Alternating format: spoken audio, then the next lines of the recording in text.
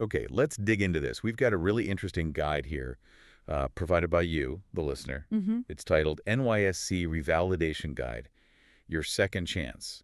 Right, from NYSC Genie, looks like it's copyrighted 2023. Yeah, and this deep dive, it's all about figuring out a specific, sometimes, well, tricky situation within the National Youth Service Corps program over in Nigeria. That whole NYSC setup. Exactly. It touches on, those unexpected things life throws at you right when you're set to serve. Yeah, the detours. And how this idea, this revalidation, offers, well, a way back in. And what's interesting, even from the title, is how it frames it. Not just procedure, but a second chance. Right. A second chance for those who were, mobilized, but then something happened. Circumstances that kept them from actually getting to that initial deployment camp. Precisely. So our mission today really is to figure out exactly what this NYSC revalidation is, who it's meant for, and crucially, how this guide says you actually do it, step by step. Using this guide as our roadmap, basically. Yeah, our map back into the program. Let's see what it tells us about grabbing that second chance. Okay, so starting right at the beginning. What is NYSC revalidation, according to this guide? Good question. It defines it pretty simply, actually. It says it's the process for PCMs, that's prospective Corps members, Right. who were, successfully mobilized for a previous batch, but for whatever reason, they just didn't report to their orientation camp. Ah, okay. So you went through the online registration. Maybe you got assigned to a batch. You might have even seen your call-up letter online, Yeah. but you never physically made it to the camp itself. That's exactly it. Never showed up, never got documented at the camp. And the guide clarifies revalidation lets you essentially reactivate that registration so you Yeah. can be considered for deployment in a later batch. Without starting the whole sign-up process from scratch. Right. You use your existing details. It's designed as a more streamlined way back if life, knocked you off course temporarily. Okay, that makes a lot of sense. It's kind of like hitting pause on your NYSC journey and then pressing play later on. Pretty much. In the guide, it flags some key things about this process. Yeah, it definitely reinforces that it is that second shot, that opportunity after missing the first camp. It uses your existing NYSC portal profile, which is key, makes you eligible for a future batch.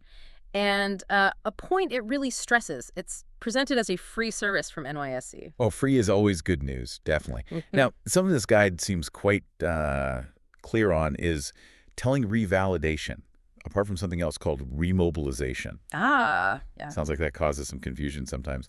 What's the difference based on this source? Yeah, that distinction is super important. They're for totally different scenarios. So like we just said, revalidation is for those PCMs.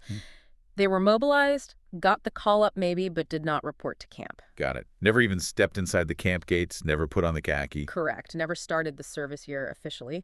Remobilization, on the other hand, is for Corps members who did start their service, but didn't finish it. Ah, okay. So they went to orientation camp. Maybe they were even posted to their PPA, the place of primary assignment pad. But something happened, and they had to leave the service year early. Okay, so it's started but didn't complete. That's remobilization. Yeah. Never even got to camp to start. That's revalidation. Exactly. And the guide mentions their goals are different too. Precisely. For revalidation, the goal is to get mobilized and deployed for the very first time, just in a later batch. For remobilization, the goal is to finish the remaining time of service they missed from their original service year. Right. The processes are different, too. Revalidation is mostly online, through the portal. Remobilization, that usually involves a more formal application, maybe even needing to visit an NYSC office. Okay. And a big one. Revalidation means you do attend the orientation camp for the new batch you're joining. Remobilization usually means you don't have to repeat camp. Ah, that really clears things up.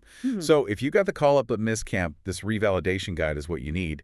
If you were already serving or wearing the uniform and had to left midstream, you need to look into remobilization instead. That's the core difference this guide hammers home. All right. So let's focus on revalidation then. Who exactly gets this second chance? Who does the guide say is eligible? It lays out a few specific situations. The most common one, like we touched on, is just being mobilized, but then not being able to attend camp, due to unavoidable personal stuff. Like suddenly no money for transport, or maybe a health emergency or a family crisis pops up. Life just happens. Exactly, that kind of thing. It also mentions people who deliberately deferred their service to a later batch, but that assumes they went through the official deferment process